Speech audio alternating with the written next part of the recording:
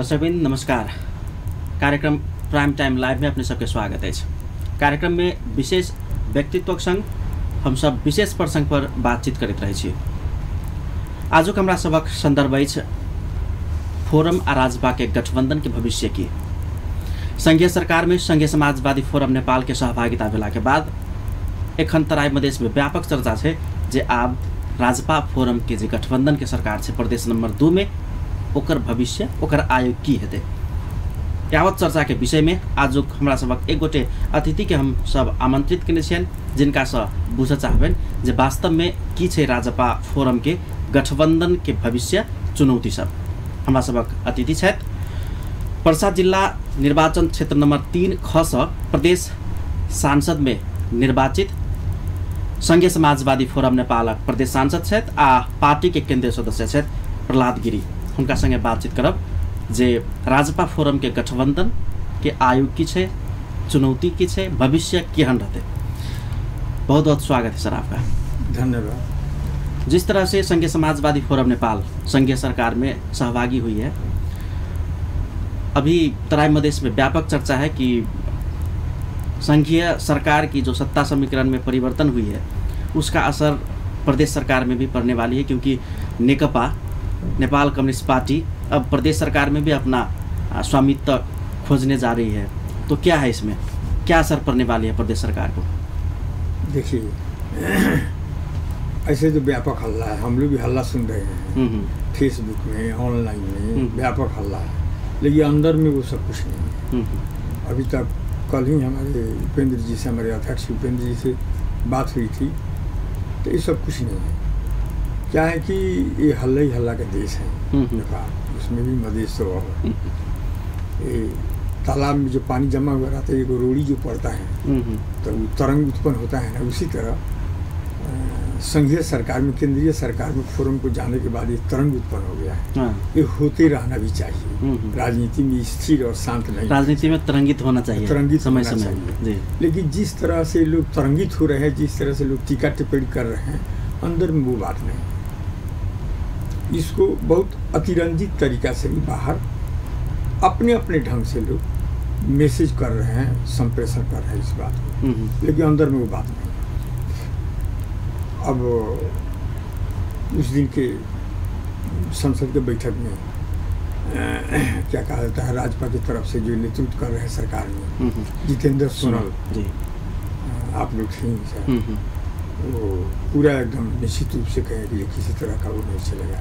मैंने जो आशंका है ये नहीं होगा, गठबंधन दीर्घायु रहेगा, 5 वर्ष तक कमती में चलेगा, उसके बाद से क्या होगा देखा जाएगा। लेकिन राजपा के ही बहुत सारे कुछ नेता लोग हैं, उनका कहना है कि फोरम नेपाल की गतिविधि और व्यवहार किस तरह से प्रस्तुत होता है भविष्य में, उसी तरह से इस गठबंधन की सरकार का आयु जो है वो निरंतर चलेगी या नहीं, उसमें भर पड़ता है। नहीं, ये क्या है कि देखिए, गतिविधि कहने का मतलब राजपा और फोरम का जो गठबंधन है प्रदेश नंबर 2 में है। अब इसी चुनाव में, विगत चुनाव में प्रदेश नंबर 2 के अलावा जो क्षेत्र है मधेश का, वहाँ नहीं हुआ। अपने अपने ढंग से लोग लड़े, आने वाला सीट भी गया। यदि उधर भी गठबंधन हुआ रहता तो सीट ज़्यादा बढ़ता, राजपा का भी बढ़ता, फोरम का भी बढ़ता। तो गठबंधन तो 2 नंबर प्रदेश में नहीं हुआ है, आधार क्षेत्र भी यही है। ठीक है, तो अब केंद्र के लिए तो गठबंधन नहीं हुआ। केंद्र में तो राजपा भी स्वतंत्र है, फोरम भी स्वतंत्र है, अपने ढंग से अपना राजनीतिक कैसे मिशन लेकर जाना है, कैसे करना है, मधेश के मुद्दा को, मधेश के आंदोलन को कैसे संबोधन करना है, कहाँ कैसे लेकर जाना है, ये अपना अपना सोच है। बाकी रहा 2 भाई हैं मिलकर, फोरम और राजपा प्रदेश नंबर 2 में, तो स्वाभाविक है कि दोनों को एक दूसरे को समस्या बुझना होगा, एक दूसरे को, और जो मिशन है, मिशन जो है मधेश के पहचान को स्थापित करना, मधेश के मुद्दा को स्थापित करने के लिए इसको बेस एरिया 2 नंबर प्रदेश को आधार इलाका के रूप में स्थापित करना। इसके लिए तो थोड़ा नीचा ऊपर होने के बावजूद भी आपस में मेल मिला करके जाना है। आपने कहा फोरम और राजपा 2 भाई है, और तराई मधेश में एक परंपरा है, भाई भाई में बहुत झगड़ा होता है, तो इसको क्या समझा जाए? देखिए, भाई भाई में झगड़ा भी होता है, प्यार भी होता है, मेल मिलाप भी होता है जी। जनरल जगह देखा गया है, यही नहीं मधेश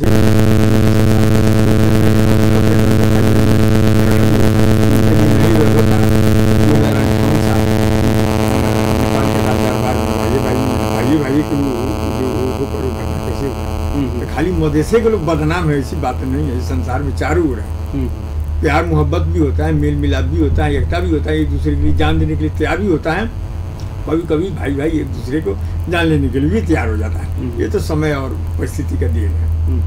इसलिए दोनों भाई भाई हैं, क्योंकि मिशन एक है, एक ही आंदोलन से जुड़े हुए हैं, एक ही आंदोलन के गर्भ से जन्मे हुए हैं। भाई भाई नहीं हुए, जुड़ुआ भाई बहन कहने से भी होगा, था थोड़ा आगाड़ी पछाड़ी के भाई कहने से भी होगा, लेकिन दोनों का मिशन एक है।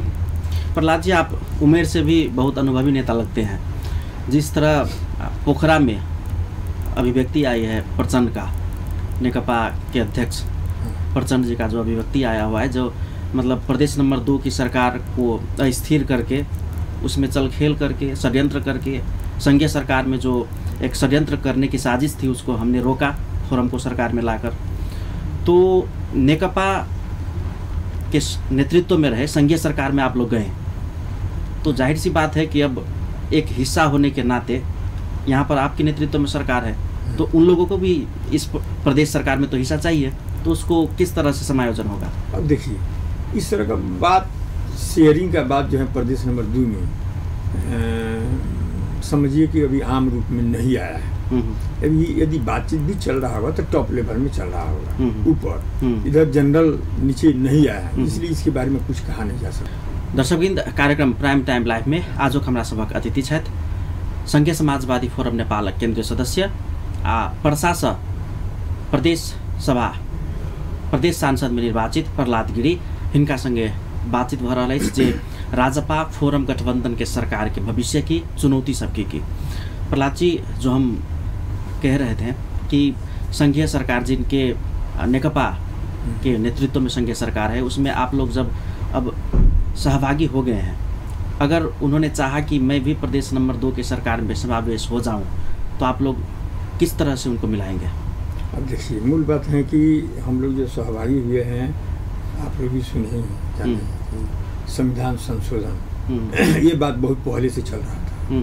केपी का ये समझिए नेकपा का बहुत पहले से प्रयास था कि आए, राजपा भी आए, फोरम भी आए सरकार में। इसके लिए सीट भी वो लोग छोड़कर रखे हुए थे।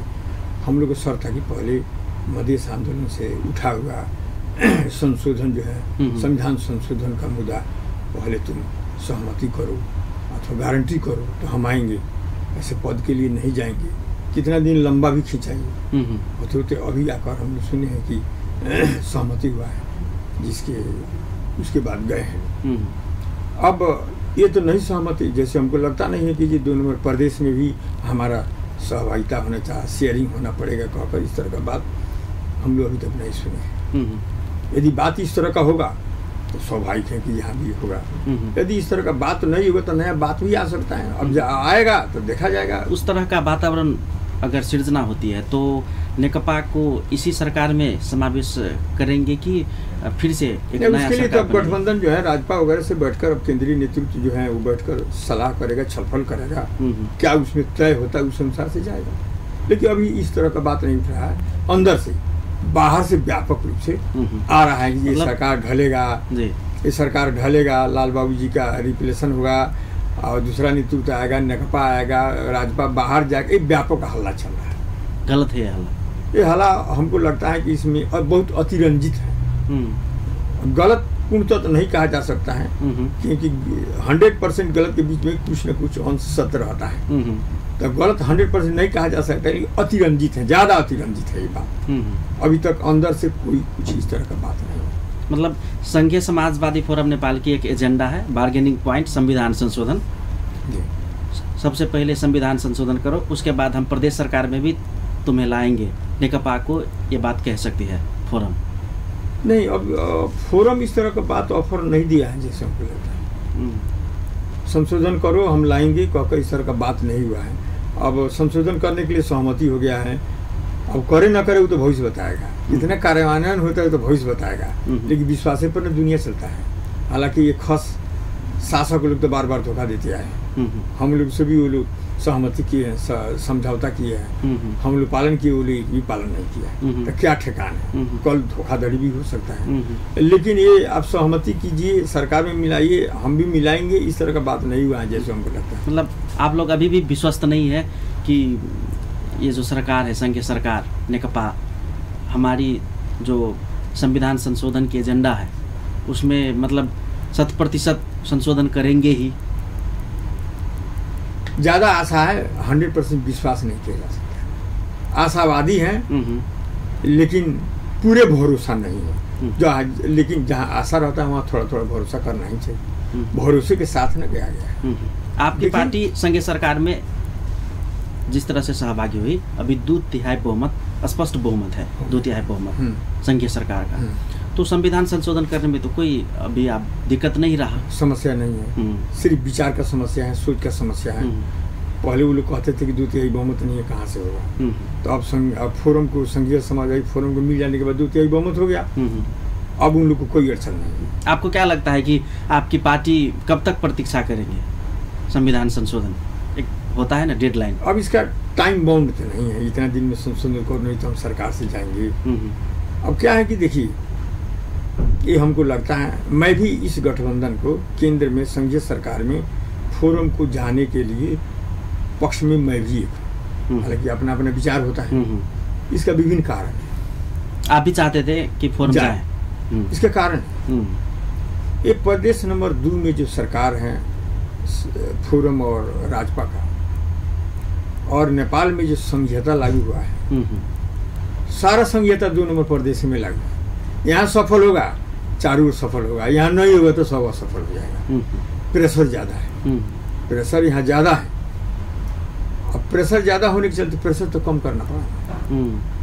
कम करने के लिए भी सहभागिता और सहकार करना जरूरी है, सहअस्तित्व के सिद्धांत के आधार पर। वहाँ जब सहभागिता होते हैं प्रेशर कम होगा। दिल्ली में केजरीवाल जैसे होकर तो काम नहीं चलेगा। दिल्ली में जो केजरीवाल, मतलब घर में घुस करके काम निकालो। हाँ, दूसरी बात क्या है कि हमारा मेन अभी कार्यदिशा कहिए या लक्ष्य कहिए, अभी लक्ष्य तो नहीं, कार्यदिशा, कार्यभार 2 नंबर प्रदेश में संघीयता कैसे बचाया जाए। यहाँ बचेगा, 7 प्रदेश में बचेगा, यहाँ नहीं बचेगा तो कहीं नहीं बचेगा। हालांकि नहीं बचने का तो सवाल ही नहीं है, लेकिन अभी भी बहुत सारे एलिमेंट हैं जो संघीयता को खड़े लील जाना चाहते हैं, लेकिन लीलना भी उतना आसान नहीं है। तो यहाँ हमारा पहला धर्म बनता है इस सरकार को टिकाना और संघीयता को टिकाना। यहाँ 2 नंबर प्रदेश में तो चारों ओर होगा, नहीं तो इसी के सारा नियम कानून, सारा आग्रह पूर्वाग्रह, इसी के चलते जो केंद्रीय सरकार, संघीय सरकार जो कर रहा है, तो उनका अपना भी जो प्रदेश में सरकार है, वहाँ के सरकारी पक्ष कुर्सी पर बैठे वाले वो लोग भी पीड़ित हो रहे हैं। वो लोग भी पीड़ित हो रहे हैं। जो भी नीति वो लोग बना रहे हैं नियंत्रण करने के लिए, कंट्रोल करने के लिए, तो नीति तो एक है, 2 नंबर के लिए तो नहीं है, सबके लिए होगा। अंदर में थोड़ा इजी कर देंगे, वो अलग बात है अपना होने के चलते, लेकिन आम रूप में देखने पर तो अनईजी तो उन लोगों को भी फील होगा जी। तो क्या है कि अभी इतना इसको असफल पाना, अच्छा खा जाना, अच्छा समाप्त कर देना इतना सहज नहीं है। हाँ, एक संघीयता के माध्यम से मधेश को जनता के थोड़ा ही जगह में, मधेश विशाल है, पूरब से लेकर पश्चिम तक है, लेकिन 8 जिला को लेकर सीमित किया। अभी जो राज सत्ता, नेपाली राज सत्ता 250 वर्ष के बाद में जो प्रत्यक्ष रूप से उपभोग और संचालन करने का, संचालन और उपभोग करने का मौका मिला है, इसको कैसे लोग जाने देंगे? लोग जो बूझ रहे हैं कि बहुत सहज है, सहज थोड़े हैं, बच्चा का खेल थोड़े हैं। इसलिए इस गठबंधन को टिकाकर इस संघीयता को टिकाना अभी का दायित्व मेरे समझ से। इसलिए इस पर प्रेशर कम पड़े, केंद्र में सहभागिता होनी जरूरी है मेरा। अभी आपका जो पार्टी है संघीय समाजवादी फोरम, उनके अध्यक्ष उपेंद्र यादव जी ने कहा कि अगर संविधान संशोधन नहीं होता है तो मैं किसी भी समय इस सरकार से बाहर हो सकता हूँ। आपको क्या लगता है कितने दिनों सहयात्री के रूप में चल सकते हैं सरकार के? जब तक चल सकेंगे तब तक चल सकेंगे। आस और भरोसा रहेगा, चला जाएगा। जब आस भरोसा टूट जाएगा, छल किया जाएगा, छोड़ दिया जाएगा। कोई ये तमस्सुक तो नहीं है कि ये 5 वर्ष के लिए हम साथ ही रहेंगे, तुम हमको लतियाते रहो, तुम हमको पीटते रहो, तुम हमको विभेद करते रहो और हम सहते हुए चलेंगे, ये बात तो नहीं है। जो कबूलनामा हुआ है, जो कबूलियत हुआ है, जो सहमति है, उसको लागू करो। उसके लिए भी तो एक समय है ना, एक समय होगा। अब कहेगा कि हम 4.5 वर्ष लिए चलेंगे, अंतिम में करेंगे, तो उसको थोड़े कोई मानेगा। अब देखिए कैसे चलता है। अभी भी तो सहभागिता हुआ। लेकिन आम जनता की एक आशंकाएं हैं कि उपेंद्र यादव जी तो सरकार में चले गए, अगर 4 वर्ष सरकार में रह लेंगे, उसके बाद जब चुनाव नज़दीक आ जाएगी तो उस वक्त जा कर के कहेंगे कि मैं इस सरकार से बाहर हो रहा हूँ, संविधान संशोधन नहीं हुई, मैं फिर आंदोलन करूँगा, तो ये तो धोखाधड़ी होगी ना मधेसी जनता से।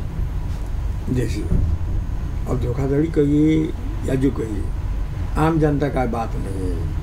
आम जनता के बीच में कुछ अपने को बुद्धिजीवी कहने वाले लोग इस तरह का बात ले जा रहे हैं और कहवा रहे हैं, तबका कह रहा है। आपको हम देखे हैं भारत का स्वतंत्रता आंदोलन के इतिहास हम देखे पढ़े हैं, कितना कितना समझौता किया महात्मा गांधी के साथ, कांग्रेस के साथ, राष्ट्रीय कांग्रेस के साथ अंग्रेजों ने, फिर उसको पालन नहीं किया। तो इसका मतलब क्या, आंदोलन टूट गया? सो बात नहीं, आंदोलन तो हुआ ना। मान लीजिए वो अब 4 वर्ष के बाद अब इस तरह का भविष्यवाणी करना हमको ठीक नहीं लग रहा है। अब विरोधी लोग तो कुछ भी कहेंगे, जो फोरम सरकार में गया नहीं चाहने वाले लोग भी नाना किस्म की बात करेंगे, तर्क वितर्क ज़्यादा करेंगे। इस तर्क वितर्क में कोई वो नहीं है। प्रयास हम करेंगे, इसी के अंदर में हो, नहीं होगा तो हम आएंगे। अब 4 वर्ष के बाद में आएंगे तो धोखाधड़ी एक ही बात नहीं है। तब तक यहाँ तो चलता रहेगा, यहाँ हमारा संघीयता तो मजबूत होगा नहीं, हमारा प्रदेश तो मजबूत होगा नहीं, देश होगा नहीं। उस तरह की बात में कोई खास तर्क नहीं होगा। चलिए, प्रसंग अब थोड़ा चेंज करते हैं। कल नीति तथा कार्यक्रम प्रस्तुत हो रही है, आपकी सरकार जी करने वाली है, तो क्या क्या प्राथमिकता में रहा है उस नीति तथा कार्यक्रम में? अब तो आया ही नहीं, हम लोग देखे ही नहीं है, तो अभी क्या कहा जा सकता है। लेकिन हमको लगता है जो भी आएगा अच्छा ही है। विकास निर्माण का काम जो होगा 1 साल के अंदर में ये सरकार क्या क्या करेगी, उसमें प्राथमिकता क्रम में आएगा। कृषि प्रधान प्रदेश है, उद्योग धंधा का विकास करना है, पर्यटन का विकास करना है, शिक्षा और स्वास्थ्य में जो माफियागिरी हो रहा है उसको समाप्त करना है, शांति सुरक्षा कायम करना है। और हमारी सरकार जो है ये प्रदेश नंबर 2 की जो बेटी पढ़ाओ बेटी बचाओ जो अभियान ये है, सामाजिक जो समझिए नहीं किस्म जो समस्या है इसको हल करने के लिए आएगा ही। अच्छा, अभी तो हम लोग देखे नहीं है। लेकिन एक मान लीजिए आप एक स्वतंत्र सांसद है, परसा जिला से हैं आप, और परसा जिला जो कि अपार बहुमत दी मधेशवादी दल को, परसा जिला की जनता सबसे ज़्यादा मुझे लगता है प्रदेश और संघीय सांसद जीते हुए हैं उधर से। तो एक परसा जिला के स्वतंत्र सांसद के नाते आप क्या क्या चाहते हैं इस बजट में, नीति तथा कार्यक्रम में, परसा जिला के लिए? एक सांसद की हैसियत से, प्रदेश सांसद की हैसियत से, स्वतंत्र मत कहिए, मैं तो पार्टी के सांसद हूँ। मान लीजिए आप स्वतंत्र हैं, एक क्षेत्र के सांसद हैं, तो आप क्या क्या चाहेंगे इस बजट में? देखिए, थोड़ा देर के लिए आप फोरम नहीं है। हाँ, तो अब सबसे पहले शांति सुरक्षा व्यवस्था कायम हो, क्योंकि नियम कानून बने और प्रदेश सरकार जो अपना उपस्थित हर एक जगह स्थापित करे। अभी नहीं दिखाई दे रहा है, क्योंकि नियम कानून नहीं बना। गृह मंत्रालय एक हो रहा है, सुरक्षा निकाय दूसरे हो रहे हैं, प्रशासन दूसरे तीसरे ओर चल रहा है, जनता एक हो रहे हैं और दूसरे हो रहे हैं। इसको चैनल स्थापित करना अभी जरूरी है।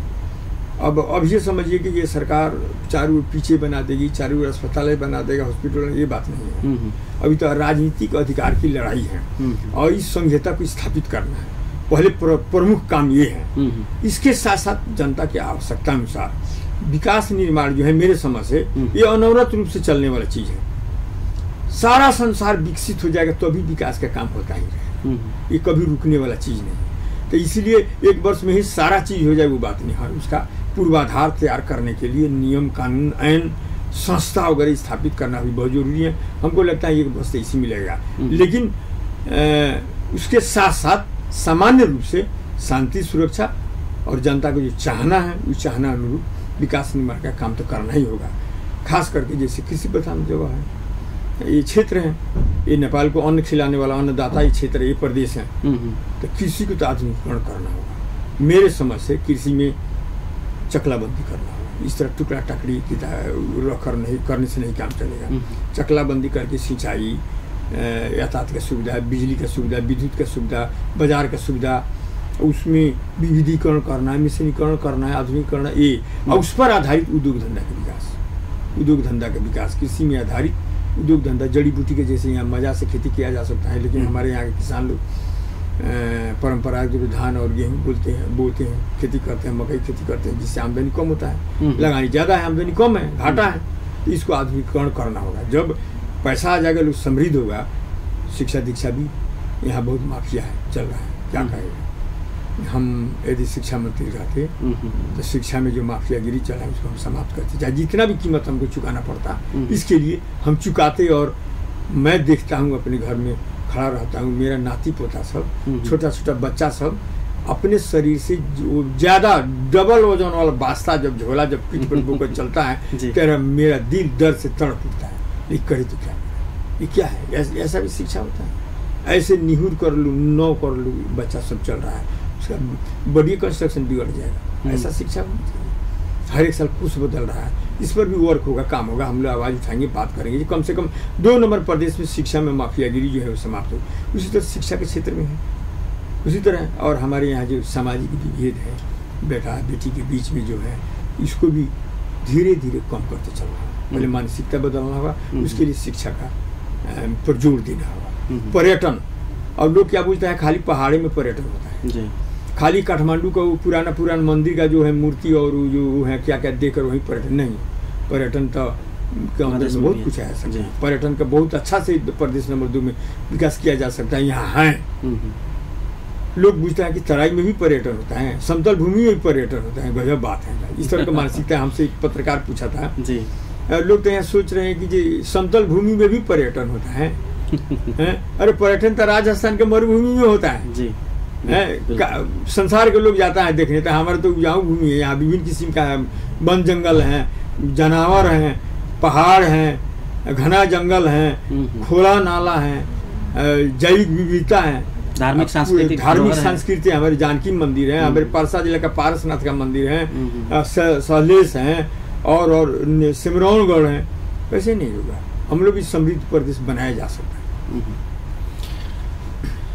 आपके क्षेत्र के जितने भी जनता हैं, आपको क्या लगता है कि क्या क्या समस्या है वहाँ के, आपके क्षेत्र की विकराल समस्या जो कि आपको बहुत जल्दी उसको संवारना है?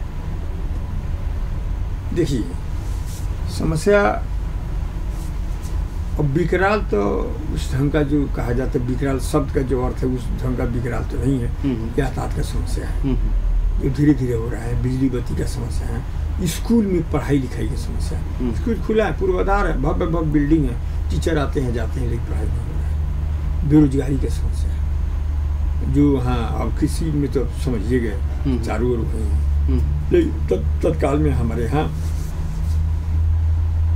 बॉर्डर इलाका होने के चलते तस्करी काफ़ी हो रहा है। प्रशासन के मिलो मतों में तस्करी काफ़ी चल रहा है, वो भी एक समस्या है, उससे आम जनता भी पीड़ित है। शांति सुरक्षा बीच में थोड़ा खसका हुआ था, लेकिन इधर करीब करीब ठीक चल रहा है शांति सुरक्षा मामले में। और बाकी अब विकास निर्माण का काम रोड शोड ये जो है बड़ी धीमी गति से चल रहा है। और हमारे यहाँ का जो स्थानीय तौर जो है ना, सरकार जो गठन हुआ है बड़ा विचित्र अवस्था में। प्रमुख जीता है एक पार्टी का, बाकी बहुमत दूसरे का जीता है ही नहीं। मेले मिले अपने काम आगे नहीं बढ़ रहा है। बजट है इस तरह थनका हुआ है, बजट लैप्स होने का। अब मैंने बजट इस आर्थिक वर्ष में पूरा कहीं कहीं तो ऐसा लगता है कि आधा भी नहीं खर्च हुआ। ये अवस्था है वहाँ का। मिला जुलाकर अब वही जो जनरल अवस्था है वही है, खास अब संकटकालीन अवस्था उस तरह का नहीं है। आपके जिला में एक मेडिकल कॉलेज भी है और आपके अध्यक्ष जी स्वास्थ्य मंत्री हुए हैं, तो क्या है परसा जिला में व 2 नंबर प्रदेश में आपके हिसाब से स्वास्थ्य क्षेत्र की अवस्थाएं क्या क्या है, क्या क्या सुधार करना चाहिए? देखिए मेरे मेडिकल कॉलेज वगैरह जितने हैं सब शिक्षण त्रिभुवन यूनिवर्सिटी के अंतर्गत है, शिक्षा मंत्रालय का अंतर्गत है। शिक्षा मंत्रालय अंतर्गत, स्वास्थ्य मंत्रालय का नहीं है। हम लोग जनरल रूप में सोच लेते हैं जो स्वास्थ्य मंत्री हैं तो मेडिकल कॉलेज है उनके अधीन होगा, ये तो यूनिवर्सिटी के अधीन है, शिक्षा मंत्रालय के अधीन है। बाकी रहा मेरे समझ से, अब हम उपेंद्र जी से इसके बारे में बातचीत नहीं हुआ है, सिर्फ फोन में बधाई में दिया। काठमांडू जाया जाएगा तो उनसे बैठा जाएगा तो थोड़ा सा यदि वो आवश्यकता समझे, अथवा हम लोग एक नागरिक होने के चलते, एक प्रदेश सभा हो सदस्य होने के चलते उनको कुछ हम लोग फीडबैक देने का प्रयास करेंगे। सबसे पहली बात है कि यहाँ जो है प्रदेश नंबर 2 जो है माफियागिरी इसको समाप्त किया जाए। स्वास्थ्य विभाग अंतर्गत जनता को सर्वसुलभ तरीका से जो स्वास्थ्य सेवा नहीं पुग रहा है। कुछ दिन पहले सरकार जो केंद्रीय सरकार जो बोला था घर दैलो में स्वास्थ्य सेवा, अरे हर एक वार्ड में हर एक गाविस में स्वास्थ्य चौकी भवन बना देने से स्वास्थ्य सेवा पुग गया। जहाँ एक सीटामल नहीं मिल रहा है, जहाँ एक जीवन जल नहीं मिल रहा है, तो प्राविधिक रूप से स्वास्थ्य सेवा नहीं पुगा। वास्तव में जनता को सुलभ तरीका से जो वंचित वर्ग है, जो होने खाने वर्ग है, तो पटना भी जाकर इलाज कराएगा, दिल्ली भी जाकर इलाज कराएगा, काठमांडू भी जाकर इलाज कराएगा। आम आधारभूत जनता के बीच में स्वास्थ्य सेवा कैसे सुलभ तरीके से आए, इसके बारे में एक पॉलिसी बनाना ही होगा, जाना ही होगा। इस तरह का हम लोग सलाह देंगे।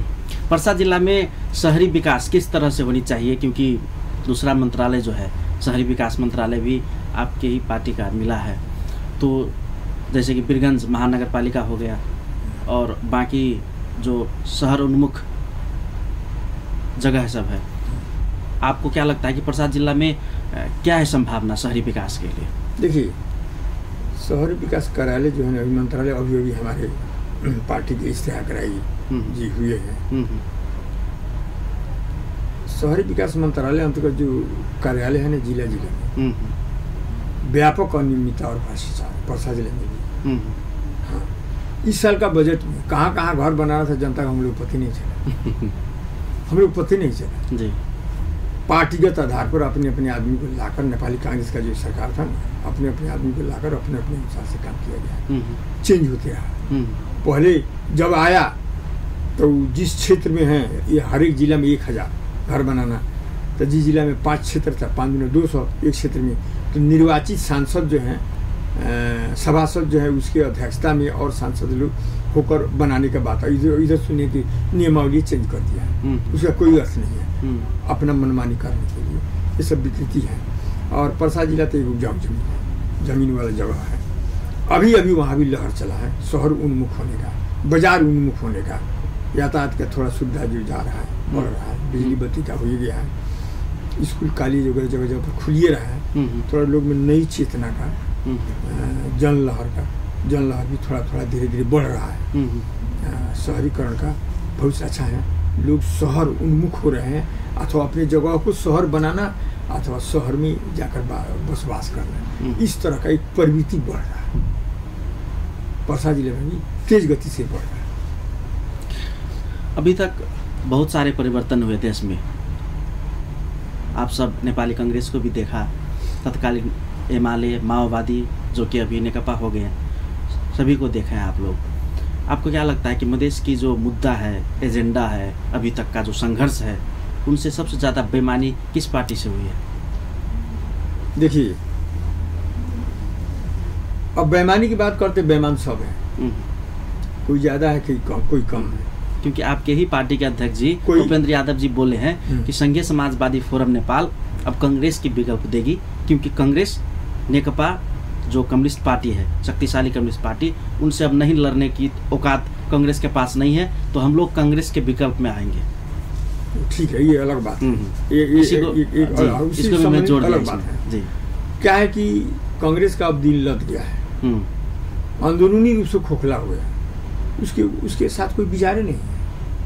वो तो राणा काल था, प्रजातंत्र का नाम लेकर, मानवाधिकार का नाम लेकर, प्रजातंत्र जनता को अधिकार का नाम लेकर राजनीति किया था, तो जनता का अधिकार स्थापित हो गया। अब कहाँ कोई राणा है चाहे शाह है कि जो हड़पने जा रहा है, ये प्रजातंत्र का दुहाई देता रहेगा, उसका मेन यही नहीं था उद्देश्य उसका। तो अब वो तो चला गया, अब तो सब प्रजातंत्रवादी हो गए, सब लोग प्रजातांत्रिक हो गए, कम्युनिस्ट लोग भी हो गए, जो कल हथियार उठा कर जा रहे थे वो लोग भी आज प्रजातंत्रवादी हो गए। इसलिए वैचारिक और सैद्धांतिक रूप से कांग्रेस का पक्ष बहुत कमजोर हुआ है। और इतना दिन 46 साल के बाद में से अधिकांश समय कांग्रेस सरकार में रहा, खाली सरकार बनाना बिगाड़ना, अपने बहुमत के सरकार को भी अवधि तक नहीं चला पाना, कांग्रेस की विशेषता है जी। लोग कहता है, पहले कहता था कि जो कुकुर को घी नहीं पचता है और कांग्रेस को बहुमत नहीं पचता है। तो नेपाली जनता कब तक देखती रही, कब तक देखती रही? जब तक सशक्त विकल्प उसके सामने नहीं था तो देखती रही, लेकिन अब तो सशक्त विकल्प के रूप में आ रहा है। वाम गठबंधन, ये नेकपा ही समझिए, कहिए ना, आ गया है। अब तो उनसे कहीं गुना सशक्त रूप से आ गया है। अच्छा, दूसरी बात क्या है कि अब इस तराई में खास करके जो अभी थोड़ा सा लोग चेतनशील नहीं है, कम है, और जो उलझे हुए हैं वैचारिक रूप से, उन लोगों को नेतृत्व देने के लिए संघीय समाजवादी फोरम ही है, आ ही रहा है, रिप्लेस करना जरूरी है यहाँ पर। बूढ़ा बैल हो जाने से, बूढ़ा गुरु हो जाने से, बैल हो जाने से हल नहीं जोतता है, तो उसको क्या किया जाता है, उसको आराम करने दिया जाता है। तब वही है कांग्रेस का। बाकी रहा मधेश के मुद्दा के साथ बेईमानी के बात है, सब समान रूप से बेईमान है। कम्युनिस्ट पार्टी भी समान रूप से बेईमान है, कांग्रेस भी है।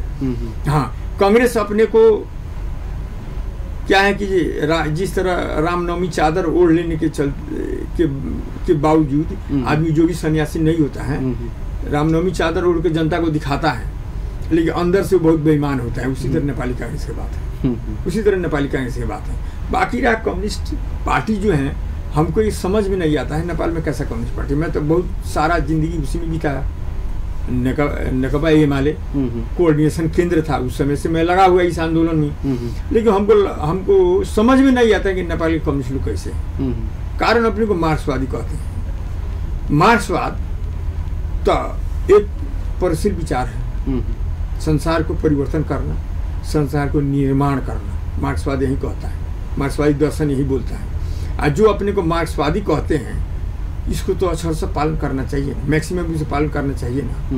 तो यहाँ के कम्युनिस्ट लोग नस्लीय भावना से प्रेरित होकर जो भी नीति नियम बनाते हैं, मार्क्सवादी दर्शन तो हरेक किस्म के शोषण, दमन, उत्पीड़न, विभेद को अंत करके समतामूलक समाज निर्माण करके, समाजवाद निर्माण करके आगे बढ़ने का ना दिशा निर्देश देता है, सलाह देता है। इसलिए यहाँ के कैसे मार्क्सवादी लोग हैं कि ये एक नस्ल के सत्ता को कायम टिकाने के लिए हर किस्म से व्याख्या करके तर्क देते हैं। तो ये लोग इस तरह का वकील जानता है कि मेरा मुंह वकील मैंने गलत करके आया, फिर भी उसका धर्म है उसके पक्ष में न्यायाधीश के सामने इजलास में तर्क करना, बहस करना। उसी तरह यहाँ के कम्युनिस्ट लोग हैं। इन लोगों को मालूम है कि हम लोग मधेश के जनता के साथ बेईमानी कर रहे हैं, लेकिन ढाक छुप करने में माहिर है, ढाक छुप करते हैं। तो इसलिए बेईमान कौन ज्यादा कौन कम ये बात नहीं, सब मधेश की समस्या पर सब बराबर बेईमान है। तरीका अलग अलग है। आपसे पूछा जाए तो ये जो अभी पार्टी बनी है कम्युनिस्ट पार्टी नेकपा, इसका भविष्य, इन लोगों की एकता क्या लगती है आपको? देखिए कितने दीर्घायु हो सकता है इनके? देखिए आयु का तो आकलन नहीं किया जा सकता, ये तो अभ्यास है, प्रयास है। नेपाल में बहुत दिन से लोग 2006 साल में जब कम्युनिस्ट पार्टी निर्माण हुआ, कुछ दिन चला, उसके बाद विखंडन शुरू हुआ, सैकड़ों चीरा में बंट गया। उसके बाद एक चरण आया, एकीकरण शुरू हुआ, बहुत सारे छोटे छोटे समूह एकीकृत हुए, जो बाद में नेकपा एमाले के स्वरूप में आया। उसके बाद से कुछ समूह को मिलकर प्रचंड जी, बाबूराम जी चले गए जंगल में, हथियार वो लोग भी कुछ समूह लोग एकीकृत किए थे, दो धार हुआ, एक जंगल एक बाहर का। फिर कालक्रम के दौरान में दोनों एकीकृत हुए। ये अच्छी बात है देश के लिए भी और आम जनता के लिए भी। और नेपाल के आम जनता की धारणा था कि कितने भाई मार्क्सवादी दर्शन लोग लेते हैं, आपस में फूट कर चलते हैं, संसार के मजदूर एक हो और अपने में मिल नहीं पाते हैं, तो एक हो कहकर था। ये भी एक प्रयास है। अब देखिए मिले हैं, अब आई तो अभी तो आकलन नहीं किया जा सकता कितना। अच्छा चलिए, आपने कहा कि ये दोनों का जो एकता है वो अच्छी बात है, ठीक है। हम और आप कार्यक्रम के अंत में हैं, समय बहुत कम है। एक अंतिम सवाल आपसे, तत्कालीन नेकपा एमाले जो सत्ता समीकरण में उस वक्त कांग्रेस के सहयात्री हुआ करते थे, माओवादी की जनयुद्ध कांग्रेस के विरुद्ध ही नहीं एमाले के विरुद्ध में भी था, मुझे लगता है, क्योंकि उस वक्त तो नेकपा एमाले कांग्रेस की सरकार होती थी। लेकिन जिस तरह से दो शक्ति एमाले और माओवादी एक हो गए, राजपा और फोरम जिनके पास मधेसी जनता का सेंटिमेंट है, आप लोग एक क्यों नहीं हो सकते हैं? एक पार्टी में क्यों नहीं आ सकते हैं? देखिए दिक्कत क्या है? देखिए सब समय और परिस्थिति अनुसार होता है। कल तक लगता था कि माओवादी और एमाले का मिलन होगा, एकता होगा, नहीं लगता था, नहीं होता था, ये एक हो ही नहीं पाएगा। उत्तर साउथ पोल नॉर्थ पोल जैसे था, तो हम लोग दोनों तो साउथ पोल नॉर्थ पोल जैसे भी नहीं है। हम विचारधारा एक है, फोरम और है, हाँ नहीं है, तो वो एक हो सकता है। तो समय और परिस्थिति परिपक्व होगा, एक वातावरण तैयार हो रहा है। मेरी भी इच्छा है फोरम और राजपा एक पार्टी बने, एक मधेश में एक मधेसी पार्टी गए। कब होंगे आप लोग? क्योंकि ऐतिहासिक 6-6 महीना का आंदोलन हुआ, एक माहौल था, एक सेंटिमेंट था आप लोगों के पास, उस वक्त नहीं हो सके, तो अब क्या संभावना लग रहा है आपको? नहीं, ये बात नहीं। देखिए, अब कम्युनिस्ट लोग भी तो जन युद्ध किए, क्या किए नहीं हुए, बाद में हुए हैं। हम लोग उस आंदोलन में नहीं हो पाए तो अब नहीं होंगे, ऐसी बात नहीं, हो सकते हैं जी। लेकिन हमको लगता है आने वाला दिन में धीरे धीरे इस तरह का माहौल, वातावरण बनता जाएगा और हम लोग एक होंगे। हम लोग भी अंदर से, मेरा भी पहला मिशन है कि दोनों पार्टी एक हो। मधेश आंदोलन का एक ही नेतृत्वकारी संगठन रहे, दोनों मिलकर एक रहे। मेरा व्यक्तिगत रूप से भी हार्दिक इच्छा है और जनता का भी चाहना यही है। देखिए नहीं, कल काटाकाट बाजा हो रहा था, तो कम से कम 2 नंबर प्रदेश में तो ये चुनाव में तो आया ना। ये कोई कल्पना किया था ये आएगा? नहीं किया था, लेकिन हुआ। तो हो सकता है कल इसी तरह का वातावरण निर्माण होते होते परिस्थिति एक ऐसा आएगा कि दोनों को आना ही पड़ेगा, और हम लोग मानसिक रूप से तैयार हैं, आए। आप संभावना देख रहे हैं? संभावना है, असंभव तो कोई चीज नहीं है इस संसार में।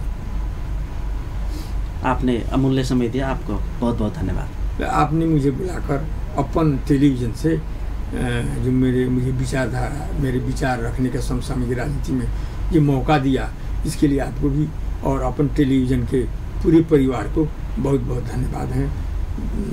इतना ही है, और अंतिम में जाते जाते सभी को नमस्कार है। दर्शकवृन्द, यी छले प्रहलाद गिरी, संघीय समाजवादी फोरम नेपाल केंद्रीय सदस्य, आप प्रदेश नंबर 2 के प्रदेश सांसद, पर्सा जिला क्षेत्र नंबर 3 के खस निर्वाचित भेल छथिन। इनका संगे राजपा फोरम के जे गठबंधन के सरकार से प्रदेश नंबर 2 में संघीय सरकार में फोरम गेला के बाद की हेतै प्रदेश नंबर 2 के राजपा फोरम गठबंधन के सरकार के भविष्य, एक चुनौती सब की छै, की समस्या सब हो सके, यावत विषय में बातचीत भेल। कार्यक्रम से एखन के लिए समय समाप्त भेला के कारणे अपने सबसे आज्ञा चाहै छी। नमस्कार।